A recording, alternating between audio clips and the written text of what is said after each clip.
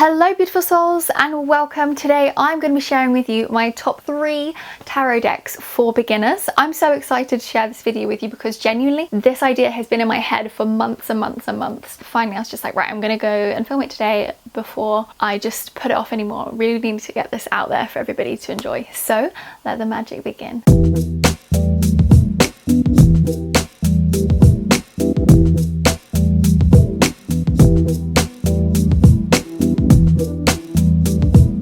So as you guys know, I have a lot of Oracle and Tarot decks, so it was quite hard for me to initially narrow down the decks I would recommend if you're a beginner. But I think I've finally chosen 3/4 because it was really hard to pick a number one that I think will be really interesting to you. And if you don't align with any of the decks that I've shared, then that's absolutely fine, no worries at all. But hopefully there'll be at least one deck here if you're a beginner which you can enjoy and connect to. And if you are new, welcome, it's so lovely to have you here. Don't forget to hit the subscribe button so you can join our little growing spiritual community. So I have ranked these 3 tarot decks/4 tarot decks based on how much information is in the guidebook, how much symbolism and artwork there is on the actual card, because sometimes if there's too much it's just overwhelming to try and understand and, you know, intuit and getting insights. And other times if there's not enough, sometimes you are like, oh, is that it or is there more? So I've really taken a lot into consideration when I've picked these 3/4 decks, and I really hope that at least one of them will be something that you will find interesting if you're starting your tarot journey. Okay, so let's get in. So number 3 I've chosen is the Modern Goddesses. Well, it says Tarot Cards of Modern Goddesses. I got this one on Amazon. I'm pretty sure you can probably get it from other places though. I haven't really given this a second thought for ages because I have my favourite decks that I obviously use for my personal readings, and the other day I was doing a reading for, I think, the new moon. I just felt really drawn to this one. It was actually for the new moon in Virgo, I think. The reason this is number 3 is because it doesn't have any reversed definitions for the cards, and I do think that's quite important to learn. However, when you're first starting, maybe just learning the upright meaning of a card can be really beneficial, and then you can introduce yourself to the reversed meanings because it's so much information to take in with a tarot deck. The major arcana in this deck are aligned with some goddesses, and there's some information in the guidebook, and the artwork is really beautiful. I have done a full unboxing for this, so I will pop the link in the description box below, or if I forget, can someone remind me please. I think this deck is really pretty. It's got really nice, bright, joyful colours in it. I think the artwork is just fun. You can't help but feel good when you use this deck, and I think that's really important, especially when you're first tuning into a tarot deck, that you feel good when you're using it, because some people have a preconceived idea that tarot is really intense. So I think having something that's a little bit more fun or joyful is good.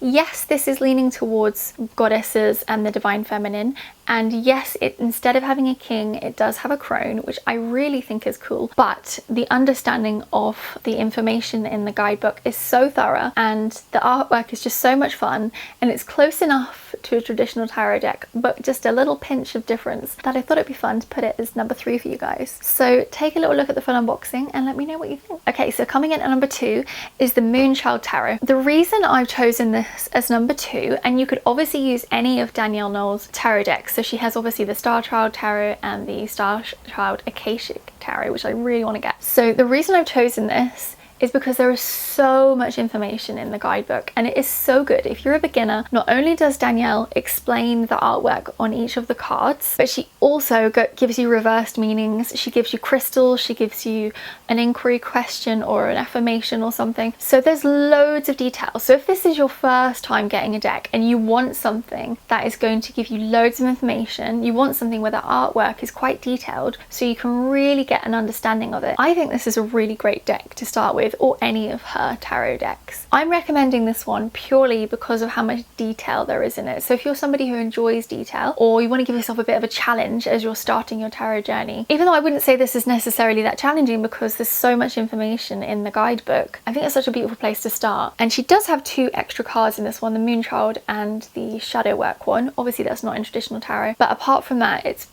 pretty good at being similar-ish to traditional tarot. So I think that that's really nice, and the artwork of course is absolutely stunning, so you also get a beautiful deck to enjoy. So that is why I'm recommending this as number 2. Okay, so don't judge me on this, I'm a Libra, remember? Coming in as the number 1 deck for beginners, I actually have 2. Now the reason I have 2 is because firstly I really couldn't decide between them, and secondly this gives you an option of choice, I think, and I'm going to explain why. So we're going to start with this one, which is the Gentle Heart Tarot by Vanessa Simina. Yes, both of these decks are by Vanessa Simina, but what can I say? She's a tarot queen. She knows how to give you good tarot. So the reason I've chosen this deck is because it has very gentle artwork. It has a very gentle energy to it. The colours are obviously fun. I know she's got a midnight blue version, which is ever so slightly different, but if you prefer bluey colours, then you can go for that one. It's like an inky midnight blue. I've also chosen this because there's not too much detail on the artwork, and I think that's quite nice when you're starting, because then you just get to important bits. She's kept the really important bits. It's like she's stripped back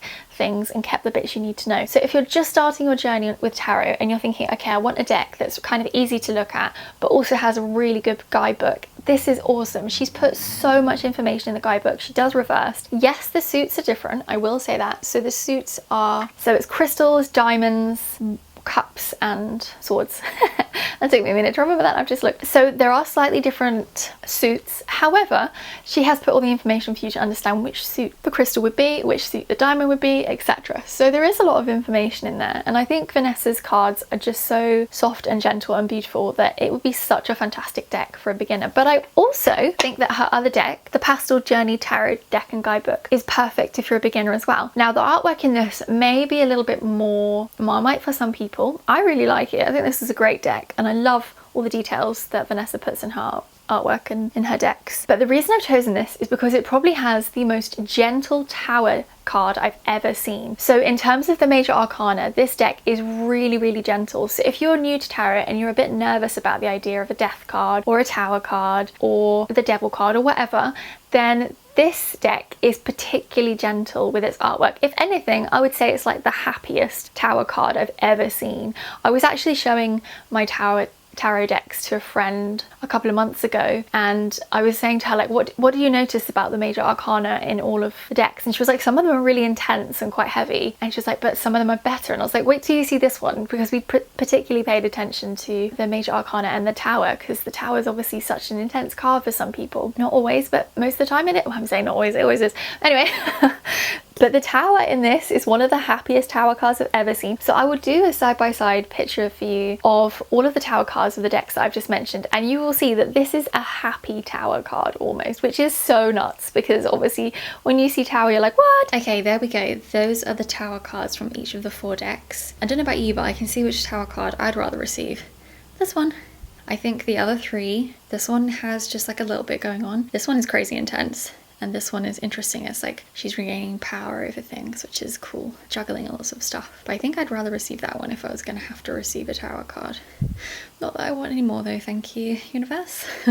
So I think that this deck is fantastic for a beginner because it's colourful, it's fun, it's easy to shuffle, there's information in the guidebook that's useful, but it's also super gentle. So if you're looking for something that's gentle, it's not going to be too intense, you're going to be able to give a reading to yourself or to your friends or your family or whoever you want to give a reading to, there isn't going to be overwhelming, and you're not going to sit there and turn over the tower card and go, oh, because of how scary it looks, then this is the perfect deck for you. I think this is great, and that is why I've put both of these decks as number 1, because then you can kind of choose which one you want. Do you want one that's got a small amount of artwork but loads of detail in the guidebook, or do you want one that's got lots of artwork and is really pretty, happy, funky energy? So it's up to you what you prefer. I was going to say preserve.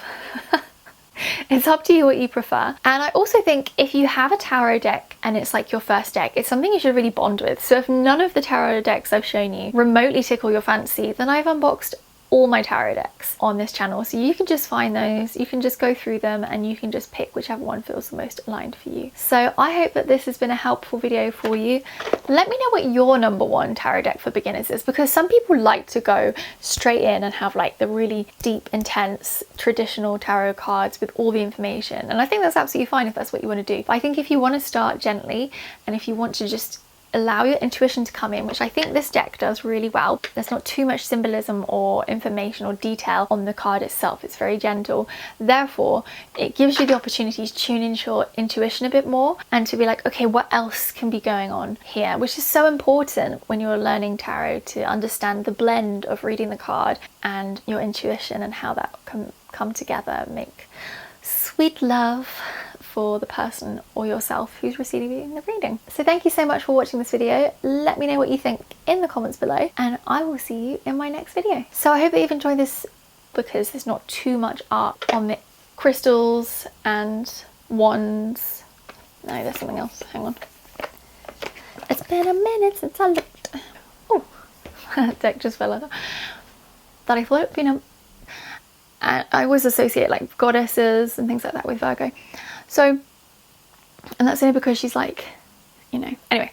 So the reason